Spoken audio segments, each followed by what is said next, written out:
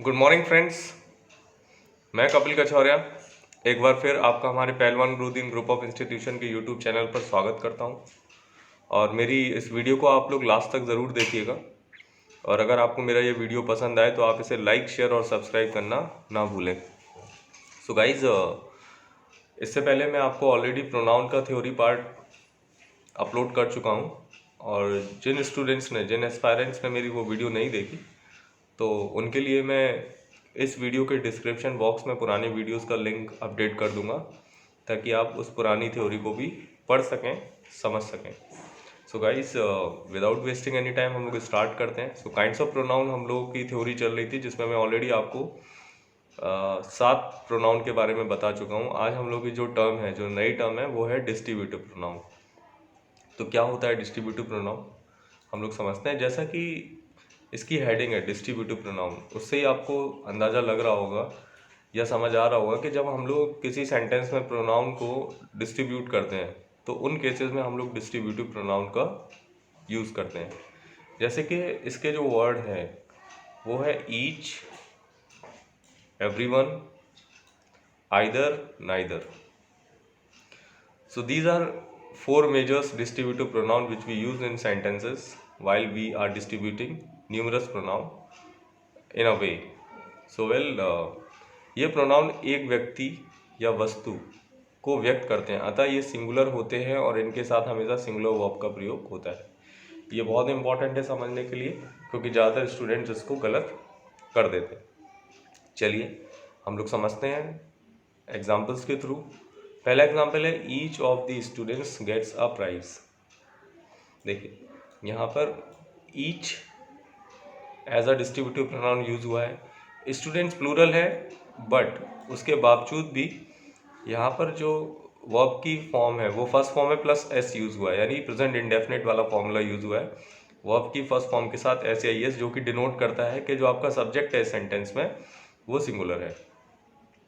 तो ये इंपॉर्टेंट है कि जब भी ईच, एवरीवन, आइदर और नाइदर किसी सेंटेंस में यूज़ होंगे तो उसके साथ यूज़ होने वाली जो हेल्पिंग वर्ब है वो हमेशा आपकी क्या होगी, सिंगुलर होगी, पहली चीज़। दूसरी चीज़ कि इसके साथ यूज़ होने वाला पॉजेसिव प्रोनाउन हमेशा क्या होगा, सिंगुलर ही होगा, प्लूरल नहीं होगा। दूसरा सेंटेंस देखते हैं, each got his marks his turn. तो ये पास्ट इंडेफिनिट का सेंटेंस है, तो इसमें हम लोग फर्स्ट, सेकंड या एस या एस का यूज़ नहीं करते, यानी चाहे सब्जेक्ट सिंगुलर हो या प्लूरल हो, हम लोग इसके साथ वर्ब का सेकंड फॉर्म यूज़ करते हैं। Either of the two will win the race, neither of those students can secure first position, every one of the students was happy. देखिए यहाँ पर वॉज का यूज़ हुआ, ना कि वर का। Each of the to students received a medal. तो जो डिस्ट्रीब्यूटिव प्रोनाउन है वो आपकी ईच, एवरीवन, आइदर एवं नाइदर है, जो कि मेजर हैं और आपको इसको समझना है, और आई थिंक आप समझ चुके हैं। सो स्टूडेंट्स, आप लोग अपनी कॉपी या नोटबुक अपने पास रखिए, ताकि आप जो भी चीज़ मैं आपको समझा रहा हूँ या बता रहा हूँ उसको आप नोट कर सकें। चलिए नेक्स्ट हम लोग नोट समझते हैं इसका। तो इसका जो नोट है वो क्या है, वो बहुत इंपॉर्टेंट है समझने के लिए, और आप इसको भी नोट कीजिएगा। देखिए एवरीवन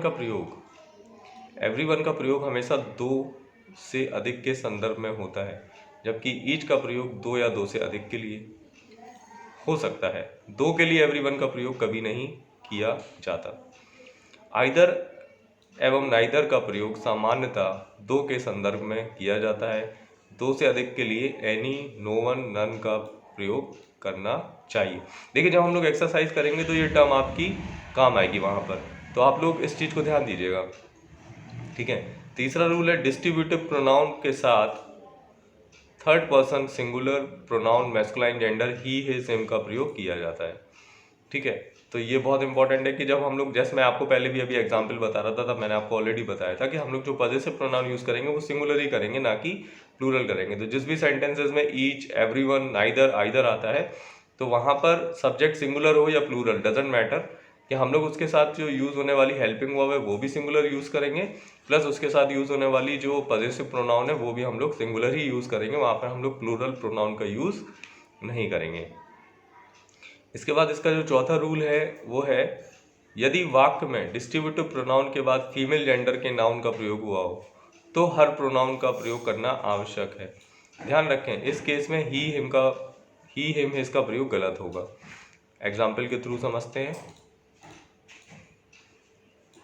देखिए, यदि वाक्य में डिस्ट्रीब्यूटिव प्रोनाउन के बाद फेमिनाइन जेंडर है, किस तरीके से, देखिए यहाँ लिखा neither of these two girls, तो यहाँ पर नाइदर है और यहाँ पर जो सब्जेक्ट है आपका वो प्लूरल है। तो मैंने आपको पहले भी बताया था ईच, एवरी, आइदर, नाइदर किसी भी सेंटेंस में आएगा तो उसके साथ यूज होने वाली जो हेल्पिंग वर्ब है वो हमेशा सिंगुलर होगी, तभी यहाँ पर हैज यूज है, हैव नहीं।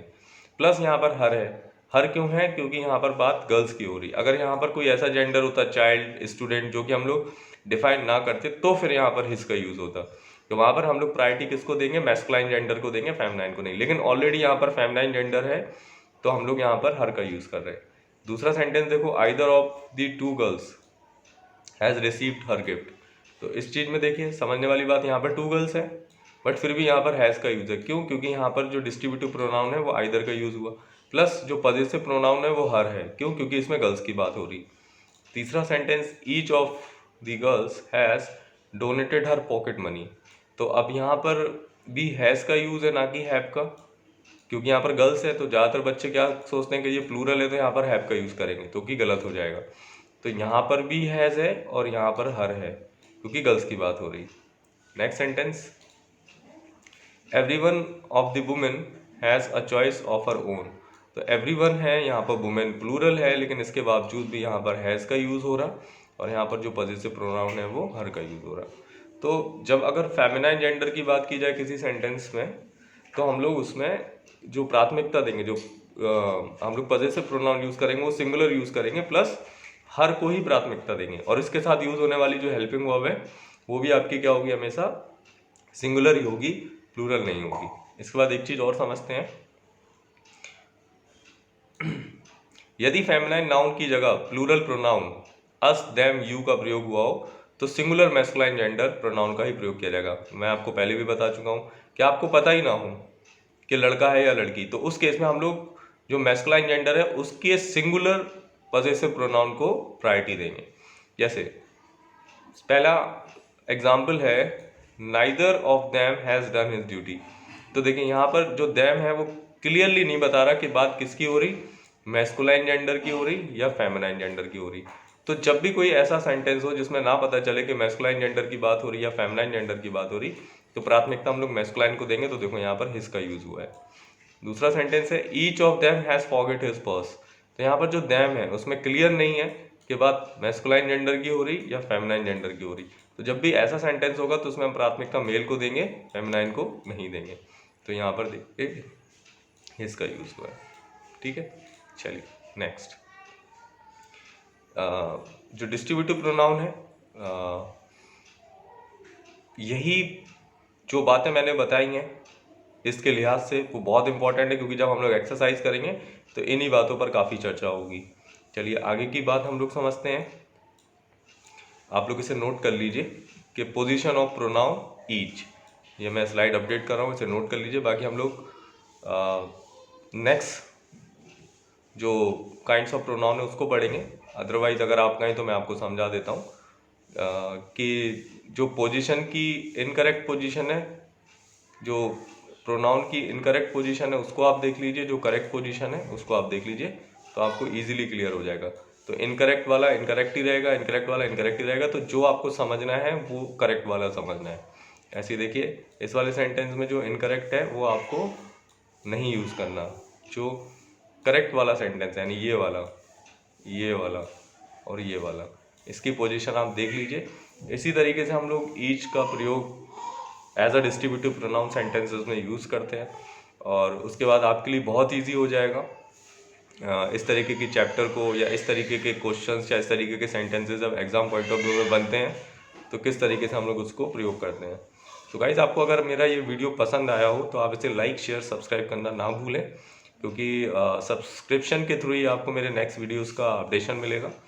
प्लस ये वीडियो जो मैं बना रहा हूँ ये ना केवल हमारे प्रोफेशनल कोर्सेज़ के स्टूडेंट्स के लिए, कॉम्पिटिटिव एग्ज़ाम दे रहे बच्चों के लिए भी हैं, क्योंकि जब मैं एक्सरसाइज कराऊंगा तो आपको बताऊंगा कि किस ईयर कौन से कॉम्पिटिटिव एग्ज़ाम में इस तरीके के क्वेश्चन पूछे गए, प्लस जो हमारे प्रोफेशनल कोर्सेज़ हैं उसमें इस तरीके के क्वेश्चन किस तरीके से आते हैं। सो गाइस, अगर आपको मेरा ये वीडियो पसंद आया हो तो आप इसे प्लीज़ ज़्यादा से ज़्यादा शेयर करें ताकि और भी स्टूडेंट्स तक मेरा ये वीडियो पहुंच पाए। Thank you so much and have a nice day.